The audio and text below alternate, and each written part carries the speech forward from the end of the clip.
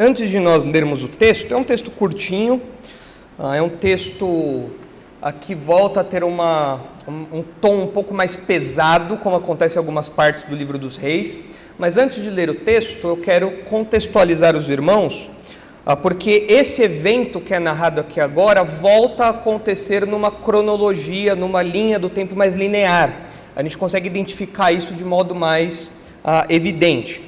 Se os irmãos virarem as páginas da Bíblia aí, para o capítulo 4 de 2 Reis, os irmãos verão que desde o capítulo 4, naquele episódio em que Eliseu multiplica o azeite da viúva, desde o capítulo 4 até agora, nós vimos uma série de milagres não cronológicos que foram feitos durante o ministério de Eliseu. São eventos que nós não sabemos quando aconteceu. Provavelmente foram aí durante o governo de Jorão, mas nós não sabemos exatamente a ordem desses eventos. Sabemos que aconteceu durante o ministério de Eliseu, porque Eliseu é o instrumento que Deus usa para realizar esses milagres. Então é uma parte calma, é uma parte bonita da história. Nem parece que a gente está no livro dos Reis. É uma parte agradável, você vê o azeite sendo multiplicado, você vê morto ressuscitando, você vê a graça de Deus, o perdão de Deus, a misericórdia de Deus. Você fala, nossa, que lindo, agora isso daí ficou para trás. Agora esse parênteses fecha e nós voltamos agora para o trilho do livro dos Reis. O trilho que conta a história da monarquia decadente do Reino do Norte. Então toda essa parte bonita passou. Agora a gente volta para uma parte muito feia da história. Os próximos capítulos vão acumular ou acumulam uma série de mudanças geopolíticas. O tabuleiro do mundo vai mudar. Nós agora vamos entrar nessa parte do capítulo 8 em mudanças de reis, territoriais, tudo isso começa a acontecer agora, caminhando já para a parte final do livro. O livro dos Reis ele pode ser dividido em 3 partes. É um livro só. A divisão que é feita em 1º e 2º Reis é uma divisão meio artificial. Mas se a gente fosse fazer uma divisão de eventos, uma divisão temática, vai por assim dizer, vendo o tom do livro, a gente teria 3 divisões. A primeira parte, o reino de Salomão, a de prosperidade, depois o pecado de Salomão, a apostasia dele. Depois você tem, num segundo momento, já o reino dividido. E quando o reino se divide, você tem momentos de conflito entre o reino do norte e o reino do sul, e depois você tem um momento de paz, que é o que nós estamos aqui agora. Eles não estão brigando entre si. Só que agora nós estamos no finalzinho dessa segunda parte. A terceira parte do livro é já o período final, é a decadência final já. É quando nós vemos o reino dividido agora brigando entre si, o reino do norte e o reino do sul brigando, a decadência moral e, por fim, o exílio. Primeiro do Reino do Norte e depois do Reino do Sul. Então, nessa parte final, os eventos já são mais trágicos, porque você vê que a coisa está caminhando mesmo para o desfecho. E a grande pergunta do livro dos Reis, que a gente tem falado já há tanto tempo, é como o povo de Deus foi parar no cativeiro? Como isso aconteceu? E nessa parte final, que logo a gente vai entrar, isso fica mais evidente, porque é uma parte cheia de conflito, de golpe, de carnificina. Se você não gosta de filme com muito sangue, você não pode ler o livro dos Reis nessa parte para frente, porque o negócio é pesado, é carnificina pura que acontece. Por quê? É a decadência moral do povo, e o juízo de Deus vindo, e o povo não se arrependendo. Então nós estamos no final de uma parte bonita, prestes a começar uma parte aí meio feia do livro dos Reis. Eu quero contextualizar os irmãos historicamente, porque o momento que nós estamos é um momento que nós podemos marcar no espaço-tempo. Tudo isso daqui, é claro, aconteceu na história, aconteceu numa data, num dia e tudo mais. Só que a gente não sabe exatamente a data exata de muitos desses eventos. Entretanto, o relato que nós vamos estudar agora, a partir desse momento, nós conseguimos detectar de forma mais precisa. Então os irmãos veem aí a linha do tempo que vocês já conhecem. Em azul, em cima, você tem o reino do norte, que é Israel. E em verde, embaixo, você tem o reino do sul, que é o reino de Judá. Então, veja só como o tabuleiro internacional vai mudar. Nós estamos ali entre 852 e 841. Nós estamos acompanhando o reinado de Jorão. Nós estamos naquele recorte da história ali, que é onde o ministério de Eliseu aconteceu. entra agora, esse pedacinho da linha do tempo vai ficar só agora, ali aquele pedacinho vermelho, é só para os irmãos verem esse tabuleiro mudando. Quem entra no poder agora na Síria, os irmãos vão ver logo mais o mapa, a Síria fica bem em cima de Israel, faz fronteira com Israel. Quem sobe ao poder na Síria é Azael, que é descrito aqui na história como ele assume o trono da Síria. Então, em 841 a.C., ali naquele pontinho laranja da linhazinha vermelha, ele assume o trono. Então, Azael rouba o trono de Ben-Hadad II, ele assassina o Ben-Hadad de modo covarde, esse Azael vai ser uma vara de Deus para disciplinar o povo. Então, esse personagem é muito importante. No Reino do Sul, em Judá, nós estamos aí, o livro dos reis não fala muito sobre o Reino do Sul, foca no Reino do Norte, mas nós estamos aí contemporâneos de Jeorão. Então, lá no Reino do Norte, você tem Jorão, e no Reino do Sul, você tem Jeorão. Jeorão vai entrar no lugar de Josafá. Os irmãos se lembram de Josafá? Foi um rei legal, Josafá foi um rei bom. Só que qual foi o problema de Josafá? Né? Ele deu o filho dele, Jeorão, para casar com quem? Com a filha de Acabe. Imagina ter Jezabel de sogra, meu Deus. Né? Mas esse era o caso do Jeorão. Tá? Então, o filho de Josafá, Jeorão, assume o trono, tá? E fica contemporâneo ali a Jorão. Depois que Jeorão morre, quem assume é o filho do Jeorão, é o Acasias. Aí ele assume lá em Judá. Isso aí a gente vai ver mais para frente. O importante é os irmãos verem aqueles pontinhos laranja ali, que é onde nós estamos na história. No Reino do Norte, ou seja, no Reino de Israel, quem está lá agora reinando é o Jorão, é o atual rei. Mas depois quem vai entrar no lugar é o Jeú. Mas ele vai entrar no lugar de Jorão de um jeito bem violento. Ele vai fazer uma carnificina pura, vai matar um monte de gente, vai terminar de matar toda a família de Acabe, e vai matar, por exemplo, a Jezabel, que ainda está viva. Essa praga não morreu ainda. A Jezabel está viva lá ainda, só vendo Eliseu fazer as coisas lá e tal, mas agora o Jeú vai assumir o trono e vai dar fim nessa bruxa aí, vai dar o fim na Jezabel. Então, vendo todas essas mudanças aí que estão acontecendo, faz tempo que nós não víamos isso acontecendo. Faz muito tempo no livro dos reis. Fazem pelo menos 4 capítulos que essa mudança toda não acontece.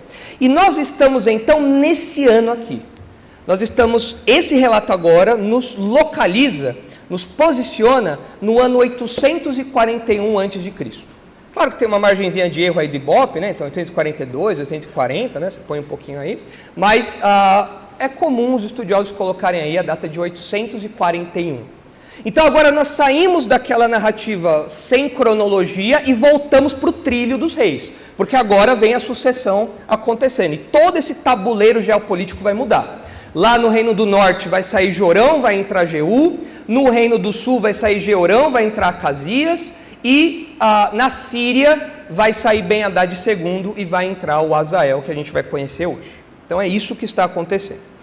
E no texto que nós vamos estudar, que vai dos versículos 7 até o versículo 15, nós veremos a seguinte mensagem central: Deus é soberano na administração dos governos humanos.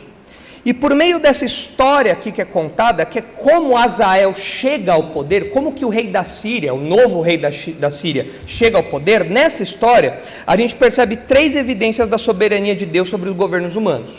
Se os irmãos se recordarem, a soberania de Deus tem sido um tópico frequente no livro dos reis. A última história que nós vimos mostrava também a soberania de Deus naquela pequena história da mulher que vai embora, depois ela volta, o servo está contando a história dela, e o rei fala, olha, ela mesmo, tal, mostrando ali o timing perfeito, né? A soberania de Deus nos detalhes. Aqui a gente vê a soberania de Deus na geopolítica internacional.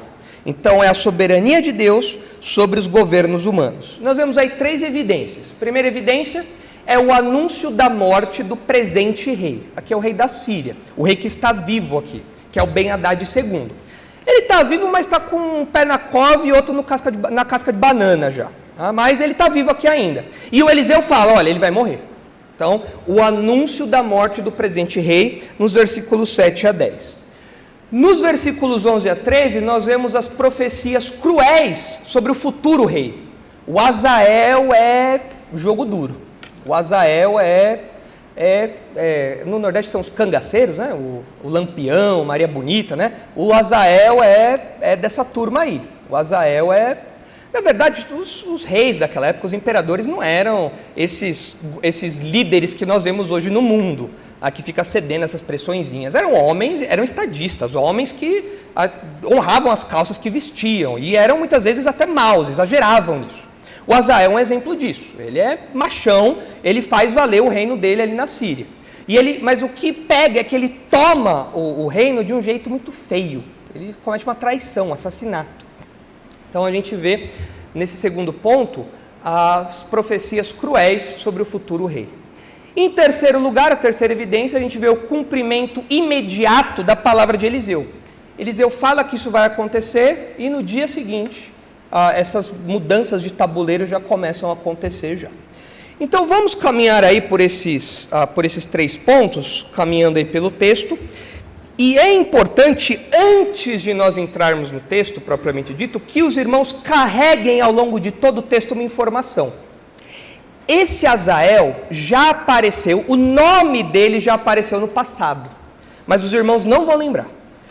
Os irmãos não vão lembrar, mas é importante os irmãos carregarem essa informação na cabeça. Se os irmãos voltarem lá para 1 Reis, capítulo 19...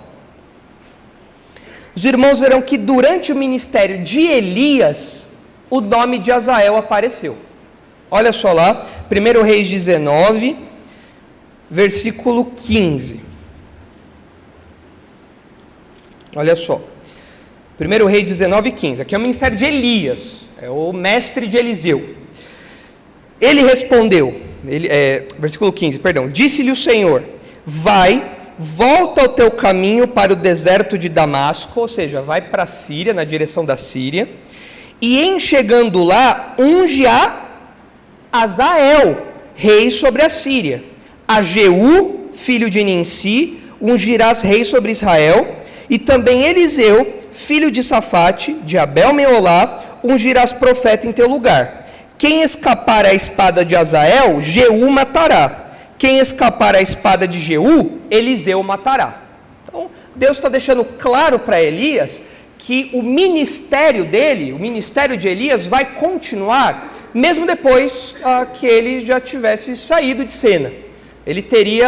Deus teria outros instrumentos para concretizar seus planos. Elias não precisava ficar todo sentido, todo dodói como ele estava aqui. Todo cansado, todo deprimido, todo frustrado. Fala, calma, Elias, eu vou dar sequência nos meus planos para com Israel, independente de você. Então, você vai ungir aqui algumas pessoas que vão ser meus instrumentos para isso. Só que olhando aqui para esses versículos, qual foi a única pessoa que Elias de fato ungiu? Teve aqui apresenta 3, é o Azael, o Jeú e o Eliseu. Qual foi o único que Elias de fato ungiu? Eliseu. Os outros 2 não mostram Elias ungindo. Então é agora que esse trechinho começa a se concretizar, porque por meio do ministério de Eliseu, esses homens vão ser ungidos. Agora é Azael que vai ser ungido e mais para frente o Jeú vai ser ungido também. Então o que nós estamos vendo aqui é que Eliseu está concluindo uma tarefa que foi dada a Elias. E com isso a gente vê que a história está em movimento. Os planos de Deus estão em movimento. Elias já subiu, Elias já está lá no céu há um bom tempo já foi levado para o céu, já comeu, já descansou, acordou, já está tudo bem lá no céu com Elias, e a história está acontecendo aqui. E aí, Deus esqueceu dos seus planos? De modo nenhum. Os planos de Deus vão continuar acontecendo, independentemente de Elias ter subido e Eliseu ficado. Deus vai usar Eliseu para isso. E a história vai acontecendo, os planos de Deus estão em movimento. E agora nós vamos ver então essa unção de Azael. Então, olha aí agora o texto, vamos ver aí que Deus é soberano na administração dos governos humanos, começando aí pelo primeiro ponto, pela primeira evidência disso, que é o anúncio da morte do presente rei, versículos 7 a 10. Entenderam tudo até aqui? Deu para acompanhar? Bastante informação, eu sei, né? Mas não tem jeito, é um livro histórico, a gente tem que entender o que está acontecendo, né? Então é importante que os irmãos tenham essas informações aí. Então vamos começar aí, versículo 7. O texto diz assim: Veio Eliseu a Damasco. Estava doente Ben-Hadad, rei da Síria, e lhe anunciaram dizendo: o homem de Deus é chegado aqui. Então Eliseu provavelmente saiu ali de Samaria, que os irmãos veem ali no mapa. Provavelmente ele estava lá em Samaria. Os últimos relatos que a gente leu mostram, né, que ele andava por aquela região, mas era do Reino do Norte, ali em azul. Então ele sai de Samaria e vai lá para cima, na região da Síria ali, de Damasco, bem lá em cima da Síria, ali em vermelho. É uma jornada de mais ou menos 200 quilômetros. Que naqueles dias a pé levaria mais ou menos, levaria um pouco mais de uma semana a pé. Bastante tempo, né? 200 quilômetros é daqui até qual cidade, mais ou menos? Hoje? Daqui até Ubatuba, mais ou menos? Hoje pra gente não é tão longe, né? Mas naqueles dias não tinha carro, né? Não tinha essas coisas, então... Monte Verde? Mais ou menos até Monte Verde? Então era essa jornada aí, mais ou menos, que ele tinha que fazer. Mas tinha que fazer isso a pé, né? Caminhando ali, talvez com a ajuda de algum animal, mas era uma jornada longa aí que levava pouco mais de uma semana de viagem. E o rei da Síria, que é mencionado aqui, que fala do Ben-Hadad, é provavelmente o Ben-Hadad II. Os irmãos devem se lembrar que Ben-Hadad parece que se tornou um título. Então não é que o nome dele era Ben-Hadad da Silva, é porque Ben-Hadad se tornou um título que os reis usavam, né? Como sendo filhos de uma divindade. Essa era a ideia aqui, é o Ben-Hadad II, então. Então Eliseu saiu de Samaria, foi lá para Damasco. Versículo 8. Então disse o rei a Hazael: toma presentes contigo e vai encontrar-te com o homem de Deus. E por seu intermédio pergunta ao Senhor, dizendo: sararei eu desta doença? Notem aqui que o livro dos reis vai fazendo alguns contrastes, alguns de forma mais evidente e outros de forma um pouco mais sutil. Esse rei aqui, o Ben-Hadad, ele era um rei crente ou era um rei pagão? Pagãozão, né? Lá da Síria, pagãozão. O rei de Israel, nessa época, era o Jorão. O Jorão tratava bem o profeta de Deus, o homem de Deus? O Jorão tratava bem a Eliseu? Sim ou não? Não tratava. Se os irmãos se lembrarem de Acasias, que veio antes de Jorão, se os irmãos olharem lá em 2 Reis 1, lá no finalzinho do ministério de Elias, né? Quando Acasias assumiu o trono, olha aí, Acasias é o rei de Israel. Olha só o que aconteceu. E caiu Acasias pelas grades de um quarto alto em Samaria e adoeceu. Enviou mensageiros e disse-lhes: ide e consultai a Baal-zebub, Deus de Ecrom, se sararei desta doença. Notem aqui, o rei de Israel priorizava consultar o Deus de Israel ou os deuses pagãos? Os deuses pagãos. Agora tem um rei pagão que dá importância ao Deus de Israel. É um contraste aqui. Olha só que ponto que as coisas chegaram. Um rei pagão, um rei Ciro, tem mais reverência. Não é que ele cultuava Javé, não é isso. Mas ele tem mais reverência, respeito por Eliseu e pelo Deus de Israel do que os próprios israelitas. Então o livro dos reis está mostrando para nós a decadência de Israel.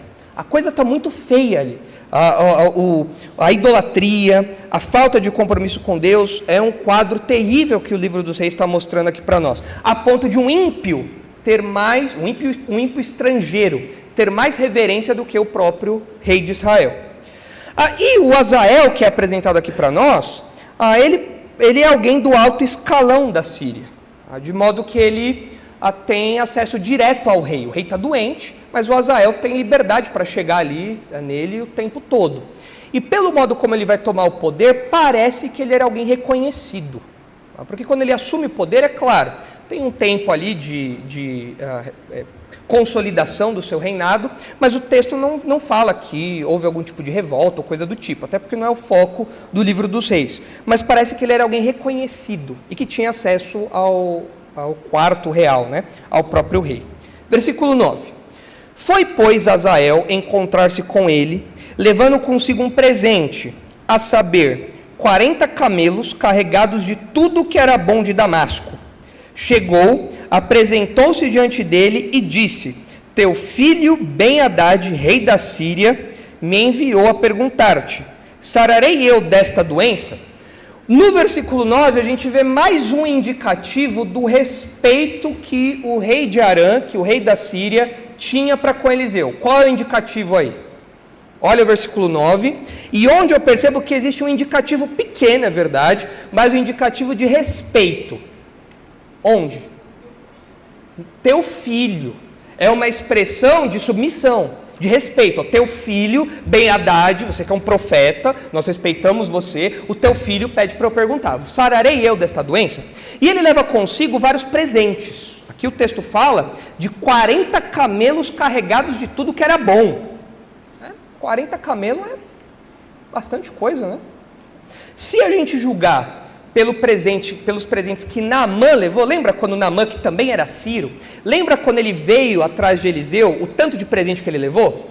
O texto de 2 Reis 5 diz assim, ó, Naamã partiu levando 350 quilos de prata, 72 quilos de ouro e 10 roupas de festa. É bastante coisa, né? Acho que dá para comprar um filé mignon, dá pra, né? Isso o Naamã, mas aqui a gente está falando do rei. É o próprio Ben-Hadad que está mandando presentes. Eu acho, o texto não fala, mas eu acho que era mais do que isso aqui. Eu acho que era mais coisa do que isso aqui. E por que o rei estava mandando tanto presentes por meio de Azael? Porque de algum modo ele esperava que os presentes influenciassem Eliseu a dar uma resposta positiva, né? Vou dar um presentinho aqui, o Eliseu vai falar com o Deus dele e o Deus dele vai se mostrar favorável a mim e vai estar tudo certo. Então ele tenta aqui obter aí uma resposta positiva e influenciar, né, o profeta Eliseu por meio desses presentes todos aí, uma comitiva que parece bem rica. E aí vem a resposta do Eliseu, no versículo 10. Eliseu lhe respondeu, vai e dize-lhe, certamente sararás, porém o Senhor me mostrou que ele morrerá. É estranho esse versículo, não é? Não é estranho? Vocês também acharam estranho? Olha, ele vai sarar, mas ele vai morrer. Agora, esse versículo, apesar de causar estranheza na gente, é que é assim, esse versículo, ele tem uma questãozinha de crítica textual. O que é crítica textual? É quando os manuscritos antigos, as cópias ao longo da história, quando elas divergem. Então, nesse versículo aqui, tem uma divergência de um manuscrito para o outro. Então, a diferença seria a seguinte, grosso modo, a resposta de Eliseu pode ser essa que está aí, certamente sararás, mas o Senhor me mostrou que ele morrerá. Isso significa o quê? O Ben-Hadad não vai morrer por causa dessa doença, mas ele vai morrer por causa de alguma outra coisa. Aí faz sentido, dá para entender. Ou o texto, aí a crítica textual diz, né, que a leitura poderia ser, certamente não viverá, porque morrerá. Aí é uma ênfase. Então, é difícil saber qual das duas leituras é a exata, né, a que estava lá no original. Aí os comentaristas, os estudiosos vão preferir uma ou outra, né? As nossas Bíblias, acho que é de todo mundo aqui, preferiu essa que é mais estranha. Certamente sararás, mas o Senhor me mostrou que ele morrerá. Indicando isso, olha, ele não vai morrer dessa doença, mas ele vai morrer de alguma outra coisa. Então pode ser. De qualquer modo, fica claro o quê? Qualquer das duas respostas, o que fica claro? Vai bater as botas. Não tem jeito. Seja dessa doença, seja por outro motivo, ele vai morrer. Não tem para onde correr. Então a pergunta do rei foi, vou sarar dessa doença? O Eliseu falou, olha, dessa doença você não vai morrer, mas você vai morrer de alguma outra coisa. Aí ele não fala o que é. Então o que fica certo aí é essa profecia, esse oráculo quanto à morte de Ben-Hadad. E isso daí é o nosso primeiro ponto. Cobrimos aí os versículos 7 a 10, que é o anúncio da morte do presente rei. Evidentemente, só Deus poderia dar essa resposta, só Deus poderia mostrar isso, porque é Ele que controla a vida dos indivíduos. E Ele sabia não apenas quando, mas como o Ben-Hadad morreria, certo? Então nós temos aí o primeiro ponto. Vamos caminhar para o segundo ponto, porque aí agora a gente vê o desenrolar dessa história e algumas aplicaçõezinhas que vão saltando aí do texto. Agora nós veremos aí as profecias cruéis sobre o futuro rei. Olha só. Versículo 11. Olhou Eliseu para Azael e tanto lhe fitou os olhos que este ficou embaraçado e chorou o homem de Deus. Você diz que homem não chora? Aí, ó. Homem chora assim, ó. Eliseu aqui chorou amargamente aqui. A gente não sabe muito bem o porquê que esse olhar fixo de Eliseu constrangeu Azael. Pode ser que esse olhar tenha constrangido o Azael, porque se alguém ficar te encarando durante tanto tempo, você também vai ficar sem graça. Você vai falar, o que essa pessoa está me olhando o tempo todo? Vai ficar fixo. O texto fala que ele ficou olhando fixo para a cara do Azael. O Azael pensa, será que meu dente está sujo? Será que eu não pentei o cabelo? Tem uma remela aqui? O que está acontecendo? O texto fala que ele fica envergonhado. Qualquer um de nós ficaria envergonhado nessa situação. Mas pode ser, é possível, aqui é uma possibilidade, tá? É possível que o Azael tenha ficado envergonhado por conta de um outro motivo. Mais para frente, o Azael já sabe que o rei está quase morrendo já. O Azael é do alto escalão da Síria. O Azael vai perguntar se o rei vai viver ou não. E o Eliseu fala, não, ele vai morrer. O que vocês acham que o Azael poderia estar pensando?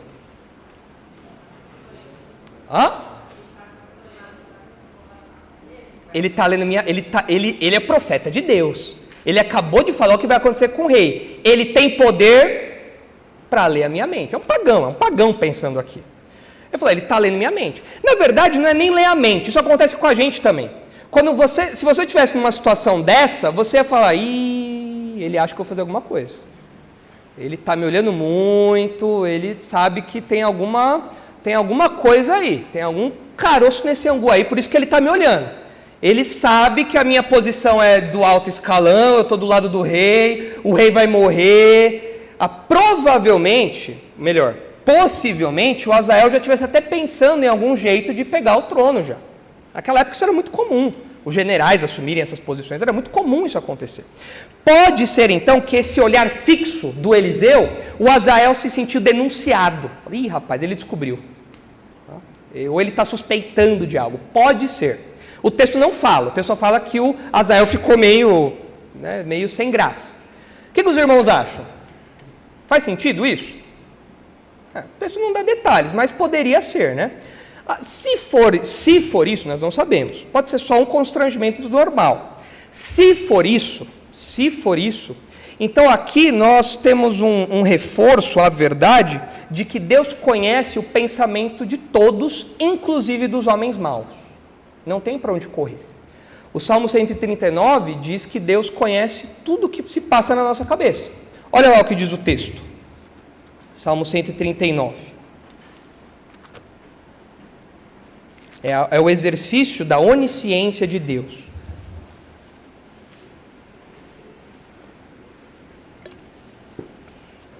Salmo 139, 1, olha só. O Azael se sentiu denunciado, porque ele já estava planejando algo assim, e o Elias com isso está meio que denunciando, ou questionando o que está para acontecer diante de Azael, então a gente tem aqui um exemplo da onisciência de Deus em ação. O texto diz aí no Salmo 139, Senhor, Tu me sondas e me conheces, sabes quando me assento e quando me levanto, de longe penetras os meus pensamentos. Esquadrinhas o meu andar e o meu deitar, e conhece todos os meus caminhos. Ainda a palavra não me chegou à língua, e tu, Senhor, já conheces toda. Agora, aqui o texto está falando de todo mundo, gente boa, gente má, aqui está falando de alguém bom. Agora, se os irmãos olharem lá em Mateus 9, os irmãos verão Jesus exercendo a sua onisciência com homens maus. E olha o que diz lá Mateus 9.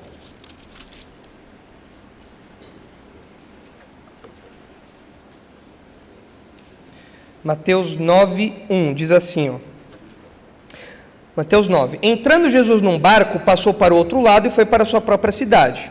E eis que lhe trouxeram um paralítico deitado num leito. Vendo-lhes a fé, Jesus disse ao paralítico, tem bom ânimo, filho, estão perdoados os teus pecados. Mas alguns escribas diziam consigo, este blasfema. Jesus, porém, conhecendo-lhes os pensamentos, disse, por que cogitais o mal no vosso coração? Imagina esses caras aqui lá. Os caras pensando, esse daí só blasfema mesmo, viu? Aí Jesus vira, por que vocês estão pensando mal? Eu? Imagina o susto dessa turma aqui. Porque o texto fala que eles estavam falando consigo, e Jesus, o texto fala que Jesus sabia o pensamento e falou, por que vocês estão pensando mal no coração de vocês? É onde ninguém mais vê, só eles e Deus. Mas Jesus é Deus, então Jesus viu aquele coração podre, questionando a autoridade dele. Então, se você é alguém que nutre pensamentos, planos cruéis, traiçoeiros, maus, se você é uma pessoa que tem essas ideias, que maquina essas coisas, planeja o mal isso, e acha que você pode esconder isso dos homens, é verdade. De mim você pode esconder, do pastor Marcos você pode esconder por um tempo da sua esposa, do seu marido, do seu filho, do seu pai, você pode esconder isso por um tempo, mas você não pode esconder os seus pensamentos de Deus, aí não dá, não tem como você esconder. Se você é um homem mau, uma mulher má, que tem esses planos cruéis aí, por um tempo você vai esconder isso, dos homens, mas de Deus você nunca pode esconder. Então é melhor abandonar tudo isso aí, deixar esses planos de lado, aí começar a zelar por outras coisas. Versículo 12. Então o Azael está lá constrangido e o Eliseu abriu o berreiro. Eliseu está chorando lá agora. Imagina que situação, né? O cara te encara e ele começa a chorar. Fala, meu, sou tão feio assim. Isso acontece comigo quando as crianças ficam me olhando por muito tempo. Os bebezinhos me olham e começam a chorar. A Isabela fala, você não tem talento com criança mesmo, né? Fala, pois é. Espero que meu filho não pense assim, né? Senão, estou lascado. Mas acontece essa situação aí, versículo 12. Então disse Azael, por que chora o meu senhor? Ele respondeu, porque sei o mal que hás de fazer aos filhos de Israel. Deitarás fogo às suas fortalezas, matarás a espada os seus jovens, esmagarás os seus pequeninos e rasgará o ventre de suas mulheres grávidas. Nossa, viu como ele é sanguinário? Cara, na verdade não é só ele. Sejamos justos. A boa parte dos reis daquela época faziam isso. Por que eles faziam isso daqui? Para impedir que a cidade que foi conquistada se fortalecesse e se rebelasse. Porque se você destruía as fortalezas, tinha como o povo fazer uma revolução ali? Não. Se você mata os meninos, as crianças, se você mata inclusive os bebês na barriga das mães, se você mata os rapazes, os futuros homens, não tem exército para ser montado, não dá. Então você garantia que o povo ia ficar sujeito, aquela cidade ia ficar sujeita para você até o tempo aí passar. Então é para impedir qualquer tipo de levante. Agora, nós precisamos ler isso daqui, tendo em mente que isso daqui é uma disciplina de Deus. Isso daqui que o Azael vai fazer contra Israel é uma disciplina de Deus. E isso daqui nos assusta. O Eliseu chorou com razão. Imagine você, vendo aqui as mulheres grávidas da igreja, as criancinhas da igreja, o pessoal do departamento infantil, imagine você no lugar de Eliseu, vendo o que vai acontecer com essas pessoas. Parte o coração. É desesperador.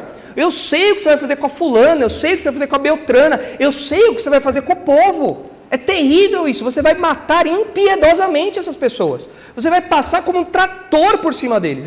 Eu sei disso. E o Eliseu começa a chorar. Mas isso tudo é a disciplina de Deus. Isso nos ensina o quê? A disciplina de Deus nos assusta. A disciplina de Deus nos apavora. E o meio evangélico perdeu essa noção. Porque se você não tem medo da disciplina de Deus, se você acha que Deus não disciplina, se você acha que a disciplina de Deus é igual aos psicólogos de hoje em dia, né, que é só um papinho, alguma coisa assim, se você acha que a disciplina de Deus é assim, que o trato de Deus é assim, então você vive libertinamente.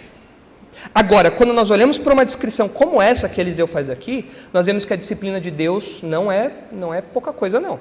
A disciplina de Deus pode nos assustar.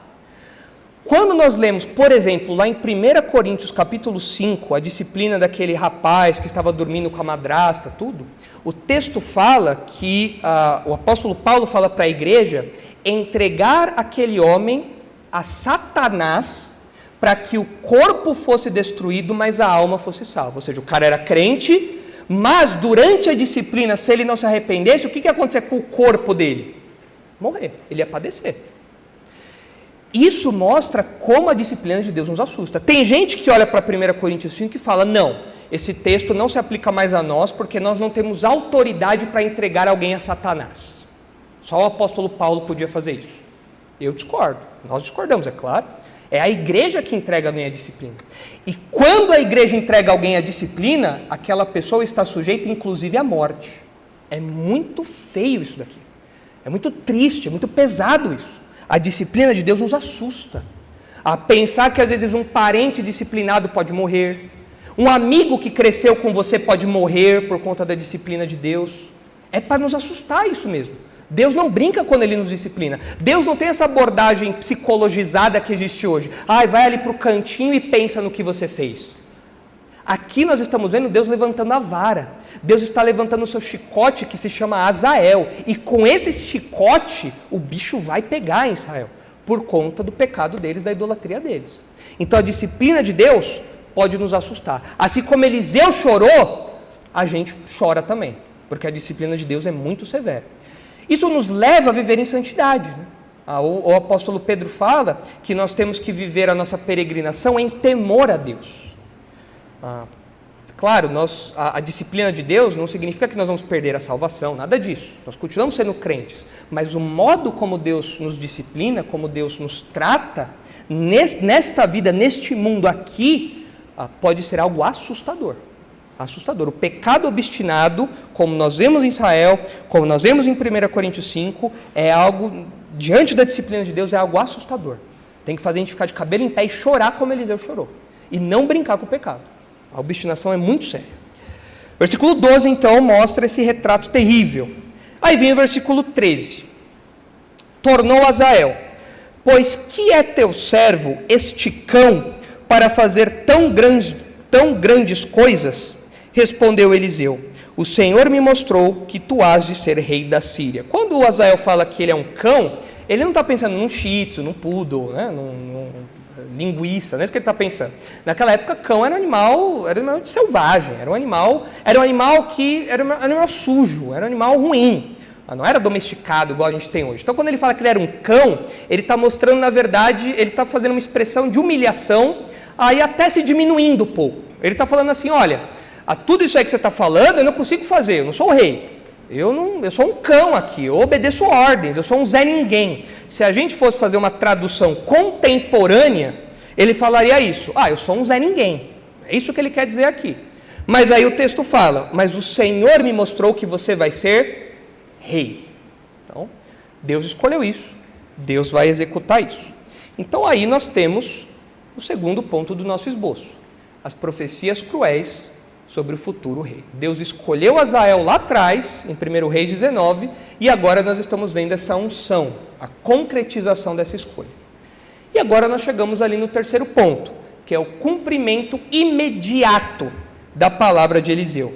O texto diz assim, versículo 14. Então, deixou a Eliseu e veio ao seu senhor, o qual lhe perguntou, que te disse Eliseu? Respondeu ele, disse-me que certamente sararás.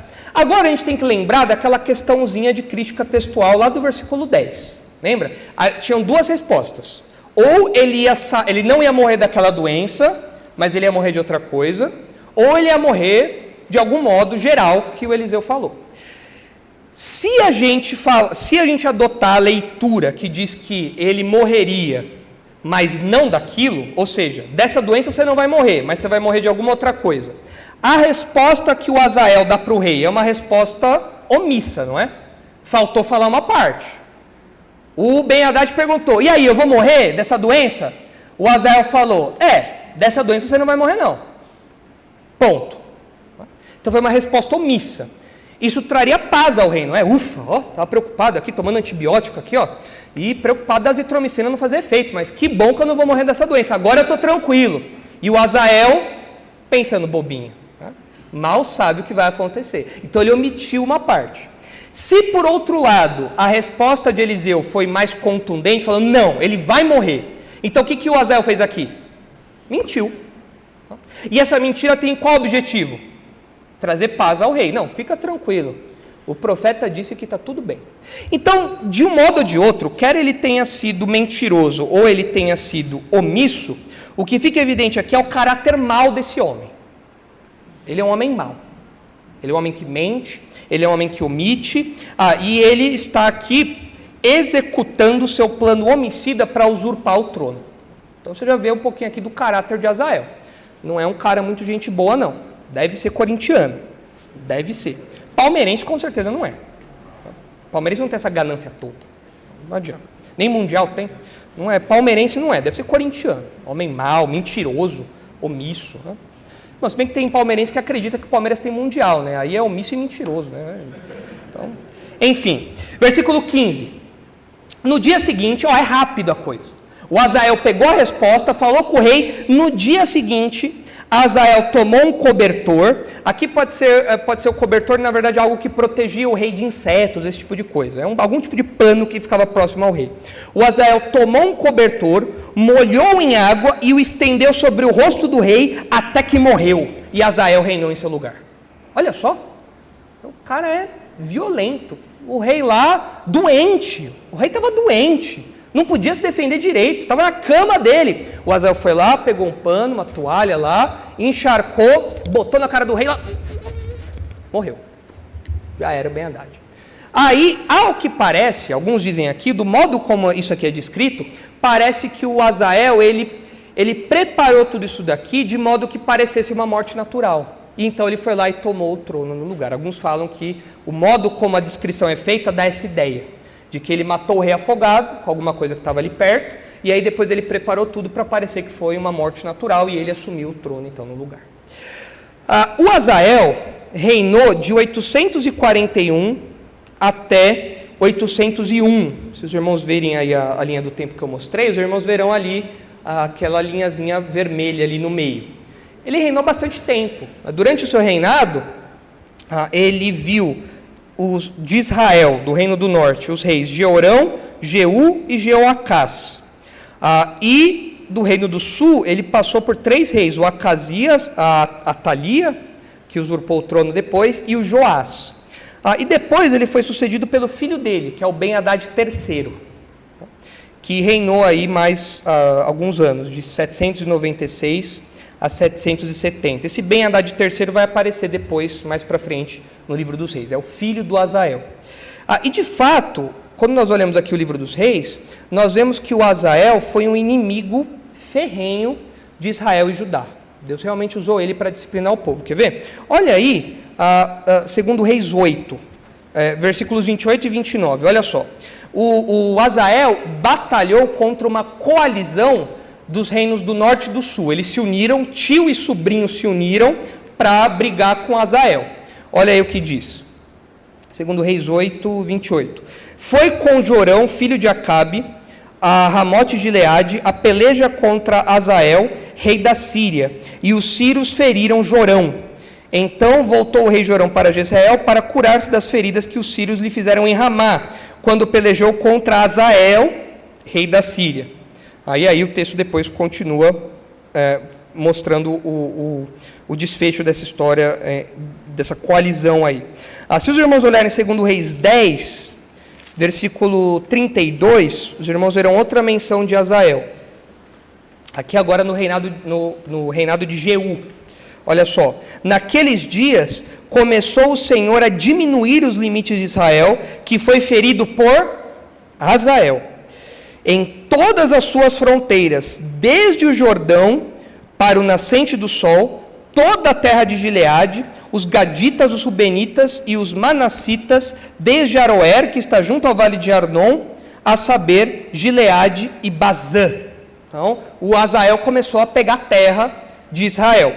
Se os irmãos olharem o capítulo 12, os versículos 17 e 18, os irmãos verão que houve um momento em que Azael começou a marchar contra Judá, contra Jerusalém.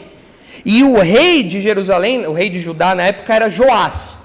E para impedir que o Azael tomasse Jerusalém, o Joás fez a limpa no templo e deu tudo o que tinha de ouro como imposto para o Azael. Olha só, segundo Reis 12, 17. Então subiu Hazael, rei da Síria, e pelejou contra Gate, e a tomou. Depois Hazael resolveu marchar contra Jerusalém. O cara é implacável. Como chama aquela estratégia nazista lá o Blitzkrieg? É o Hazael aqui. O Hazael não para. Ele vai entrando em Judá e ele está indo em direção a Jerusalém. Aí o rei fica apavorado, Joás fica fora de si. Porém Joás, rei de Judá, tomou todas as coisas santas que Josafá, Jeorão e Acasias, seus pais, reis de Judá, haviam dedicado, como também todo o ouro que se achava nos tesouros da casa do Senhor e na casa do rei, e os mandou a Hazael, rei da Síria. E este se retirou de Jerusalém. Então tá bom, então beleza, você me pagou, tá tudo certo, por enquanto está tudo certo. Mas teve que liquidar os tesouros reais ali. Então você vê que realmente ele avançando. E no capítulo 13 de 2 Reis, você lê o seguinte, 2 Reis 13, 3, olha só. Pelo que se acendeu contra Israel a ira do Senhor, o qual os entregou nas mãos de Hazael, rei da Síria, e nas mãos de Ben-Hadad, filho de Hazael, todos aqueles dias. Porém, Jeoacás fez súplicas diante do Senhor, e o Senhor o ouviu, pois viu a opressão com que o rei da Síria atormentava Israel. A coisa estava tão feia, tão pesada, o Hazael e o filho dele estavam judiando tanto, que o povo clamou e Deus ouviu. Então, tá bom, tudo bem. Vou ser misericordioso com vocês. E aí você pensa, ufa, finalmente o povo se arrependeu, não é? Não, depois a disciplina piora. Né? Olha agora o versículo 7. E foi o caso que não se deixaram a Jeoacás do exército, senão 50 cavaleiros, 10 carros e 10.000 homens de pé, porquanto o rei da Síria os havia destruído e feito como pó, trilhando-os, passando por cima. Era uma destruição. O Hazael não tinha piedade, detonou Israel e Judá. Se os irmãos agora olharem o versículo 22, olha o que diz aí. Hazael, rei da Síria, oprimiu a Israel todos os dias de Jeoacás. Esse homem foi uma vara na mão de Deus. Deus usou esse homem para disciplinar duramente Israel por conta do pecado deles. E aqui nós estamos vendo Deus levantando essa vara para começar a bater. É curioso observar que essa história aqui e esse personagem tem muito amparo na arqueologia, ou seja, nas fontes extra-bíblicas. Porque geralmente os críticos da Bíblia falam assim, não, o que a Bíblia conta não aconteceu, isso daí é tudo mito, é uma história inventada. Mas esse é um daqueles episódios que nós temos vasto registro extra-bíblico de como a coisa aconteceu. E esse Hazael existiu, claro, a Bíblia diz, mas fontes extra-bíblicas falam dele também. Eu trouxe aqui alguns exemplos para os irmãos, o que confirma os detalhes que o livro dos reis nos dá. Olha só. O primeiro item que eu trouxe aqui é essa estátua. Acho que tem que apagar ali atrás. Por favor, alguém apaga ali a luz? Para dar para ver um pouco melhor essa estátua. Essa estátua grandona aí é a estátua de Assur, que é uma inscrição do rei da Assíria, que brigou com Hazael. O rei da Síria chama Salmanaser III. Ele brigou com Hazael, ele brigou com todo mundo, mas brigou com Hazael. Essa estátua aí, no tronco dela, tem algumas inscrições que contam aí os feitos do Salmanaser. E no meio dessas inscrições diz assim: Hazael, filho de um ninguém, tomou o trono. Por que ele é chamado filho de um ninguém? Porque ele não pertence a nenhuma linhagem real. Ele era alguém importante ali no cargo que ele ocupava, mas ele não tinha nenhuma linhagem real, ele não pertencia a nenhuma linhagem real, ele tomou o trono. Alguns falam que essa expressão também pode apontar para a usurpação do trono. O fato dele ser um ninguém significa que ele não merecia, então ele tomou o trono à força. Pode ser. Então nós temos aí essa estátua, uma estátua de basalto, né? De Assur, que está, se não me engano, no Museu de Istambul, na Turquia. Acho que essa estátua está lá. Mas você vê aí essa menção de Hazael, filho de um ninguém, tomou o trono. Outro item da arqueologia é a estela de Teldã. Essa estela, essa pedra aí, é um registro que narra os feitos sírios em primeira pessoa. É como se o rei estivesse contando os feitos dele. E não menciona o nome do rei. Ele não fala, eu, fulano de tal, estou escrevendo isso. Mas tudo indica que é o Azael. Os estudiosos, os arqueologistas aí apontam que é o Azael. E fala sobre embates com Israel e embates com a casa de Davi. Essa estela é até muito importante para a arqueologia bíblica, porque menciona a casa de Davi. Os irmãos veem aí no destaque que eu fiz no slide, que essa estela parece apontar para o episódio que a gente acabou de ler, do embate de Azael com aquela coalizão, com o tio e o sobrinho. E o Azael deixa o Jorão muito doente. O cara fica mal, fica bem ruim. Aí os reis de Israel e de Judá levam um coro nesse combate. E aí pode ser, que a pedra está toda quebrada, né? Não dá para completar tudo, mas a linha em amarelo, os irmãos veem o que dá para identificar. Em branco é o que os arqueologistas acham que é o que completa o relato ali. Então está escrito assim, eu matei Jorão, filho de Acabe, rei de Israel, e eu matei Acasias da casa de Davi. É uma possível complemento ali do que está na estela.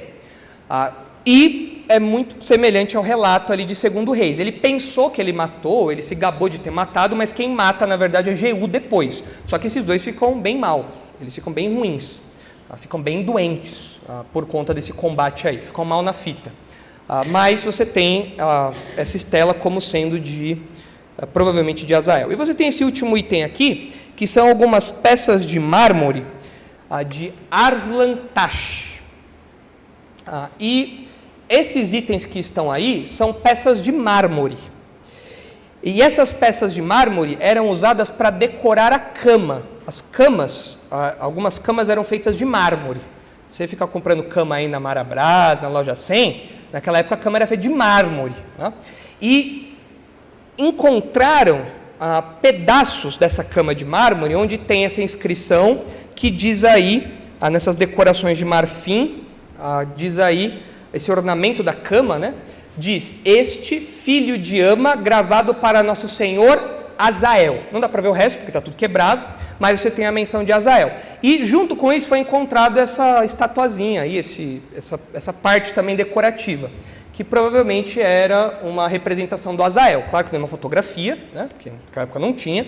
Não era uma estátua também hiperrealista, o Renascimento nem aconteceu ainda, para o pessoal pintar as coisas desse jeito, esculpir as coisas como Michelangelo, toda essa turma aí, mas você tem ali uma representação do provável Azael.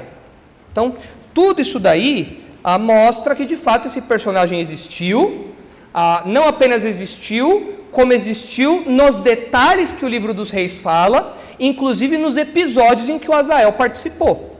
Então isso daqui é uma confirmação do relato bíblico. Pode acender a luz? Obrigado. Os irmãos percebem que, de fato, o relato bíblico não inventou nada. A arqueologia está confirmando o que a Bíblia diz. E a maioria desses artefatos aqui foram descobertos em 1800, 1900 e pouco.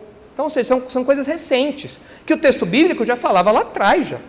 Então, mais uma vez, os críticos da Bíblia acabam passando vergonha, porque a arqueologia comprova o que a Bíblia diz. E isso nos mostra que a história bíblica acontece no espaço e no tempo. A história bíblica não acontece no vácuo. Deus escolheu que nessa pedrinha estivesse um nome. Qual o nome que Deus escolheu que estivesse aí? Azael. Deus levantou Azael e ele quis que alguém escrevesse aquele nome naquela pedrinha. O Deus que administra a história quis isso. Deus quis que o próprio Azael, possivelmente, escrevesse essa estela. Deus quis que ele fizesse isso. Deus quis que o Salmanaser III tivesse embates com o Azael, e isso ficasse registrado nessa estátua. Então a história bíblica acontece no espaço-tempo, ela não acontece no vácuo. E ela deixa, é claro, pegadas, ela deixa evidências, ela deixa registros. Além da história bíblica, nós temos esses itens aí. Então, nesse trecho todo, nós comprovamos essas evidências da soberania de Deus e nós vimos que Deus é soberano na administração dos governos humanos. Pois bem, o que nós aprendemos aí de modo geral, então, para a gente finalizar? Bom, algumas aplicações aqui. Nós vemos que Deus, como soberano das nações, Ele é o Senhor da geopolítica internacional. Ele não cuida só da política de Israel e de Judá. Ele cuida da política das nações. Se os irmãos olharem Daniel 2, os irmãos verão que Daniel reconhece isso. E que depois Nabucodonosor reconhece isso também. Olha só o que diz aí Daniel 2.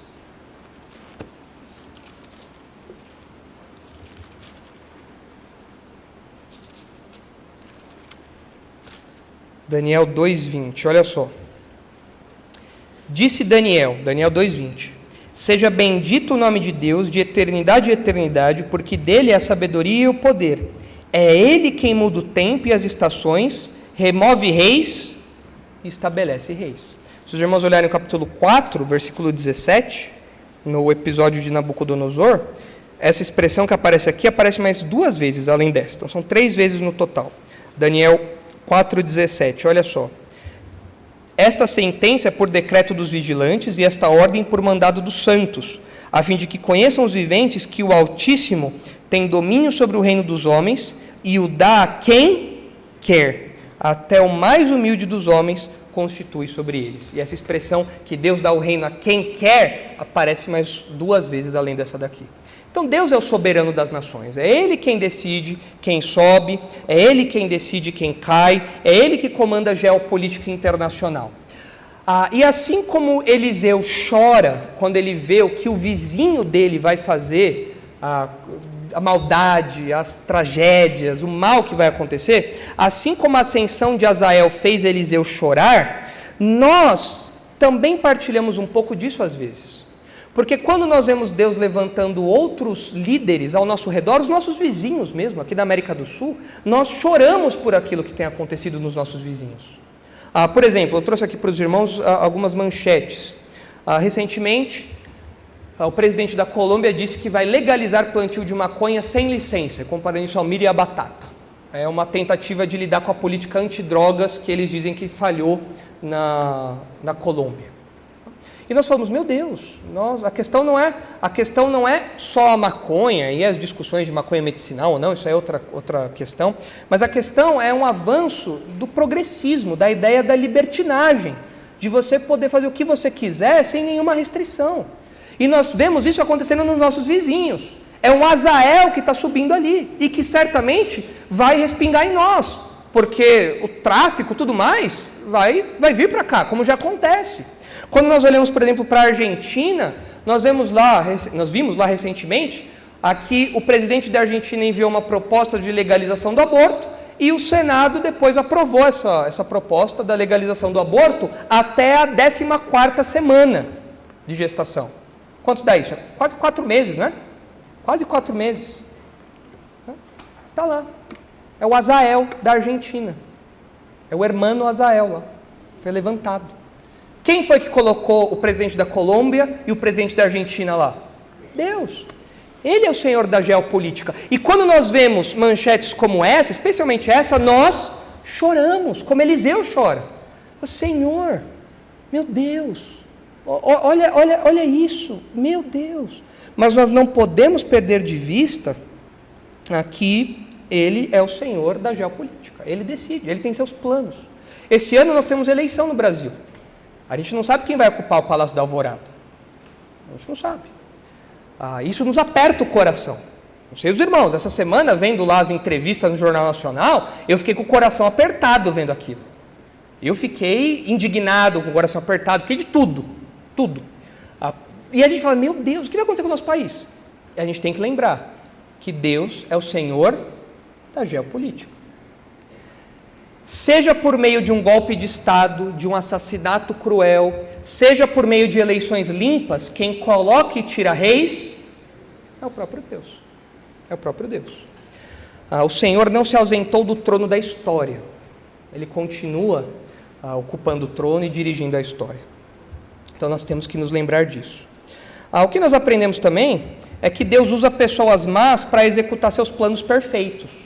Nós vemos, por exemplo, na história dos evangelhos, que Deus usou um indivíduo que era mau, ganancioso, para trair Jesus. Quem?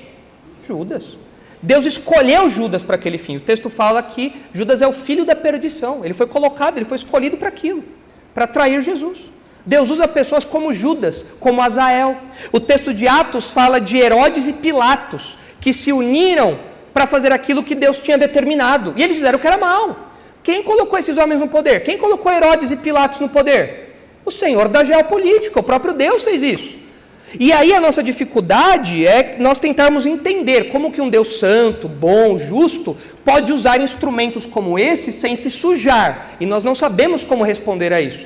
Mas não tem como nós tirarmos a soberania de Deus. O texto é claro. Quem põe reis e tira reis é o próprio Deus. Quem escolhe Azael, Judas, Herodes, Pilatos é o próprio Deus. E ele faz isso para executar os seus planos. O evangelho se concretizou na história por meio de Judas, por meio de Herodes e por meio de Pilatos. Se hoje nós temos salvação em Jesus, crendo nele como Salvador, porque ele morreu na cruz do Calvário, é porque por meio de uma sentença injusta dada por Herodes e Pilatos, e por meio de uma traição feita por Judas, Jesus de fato cumpriu o plano de Deus. Deus usou esses homens para nos dar salvação. Então, ao invés de questionar, não aceito, nós temos que agradecer e nos colocar no nosso canto. Falar, Senhor, eu não entendo como que o Senhor administra isso, mas glórias ao Senhor, porque o Senhor é o dono da história. Porque o Evangelho só funciona no mundo, no universo, onde Deus é soberano. Porque se Deus estivesse sujeito às nossas decisões, não existiria Evangelho. Então nós vemos que Deus usa pessoas más para executar seus planos perfeitos, mas Deus também responsabiliza esses homens e pune esses homens depois. Judas foi punido. Nós vemos no futuro, inclusive, Satanás e seus servos serão punidos também. Hoje, eles prestam serviços a Deus. Satanás é um servo de Deus, um servo feio, igual a gente falou da última vez, né? Mas é um servo de Deus. Agora, o último texto é Amós. Olha aí, Amós 1. Deus usou Judas e puniu Judas. Um dia no futuro, Deus punirá Satanás e seus servos. Mas e o Azael? Olha o que acontece aí em Amós, capítulo 1, versículos 3 e 4, para a gente terminar. Assim diz o Senhor. Acharam Amós aí? Amós é um livro difícil de achar, né? Demora um pouquinho. Vamos lá. Amós 1, 3. Assim diz o Senhor: por 3 transgressões de Damasco, Damasco é a capital da Síria, por 3 transgressões de Damasco e por 4 não sustarei o castigo, porque trilharam a Gileade com trilhos de ferro. É a crueldade, a impiedade aqui, destruíram Gileade. Por isso meterei fogo à casa de Azael, fogo que consumirá os castelos de Ben-Hadad. Azael foi usado por Deus, na sua maldade, na sua crueldade, na sua impiedade. Mas um dia, Deus falou, não, agora eu vou acertar as contas com a Síria. Então nós aprendemos com isso que num universo onde Deus é soberano, Deus não deixa pontas soltas. Todo mal um dia será punido. Deus usa o mal e um dia Deus punirá todo o mal. Porque Ele é soberano sobre tudo, inclusive soberano na administração dos governos humanos. Então isso tem que nos acalmar nesse momento que nós temos vivido, aí aumentar a nossa confiança em Deus, apesar de estarmos, de certa forma, também entrando nos trilhos aí de um futuro um pouco turbulento do mundo e do nosso país. Mas Deus continua no trono, Ele continua sendo soberano na administração dos governos humanos. Amém?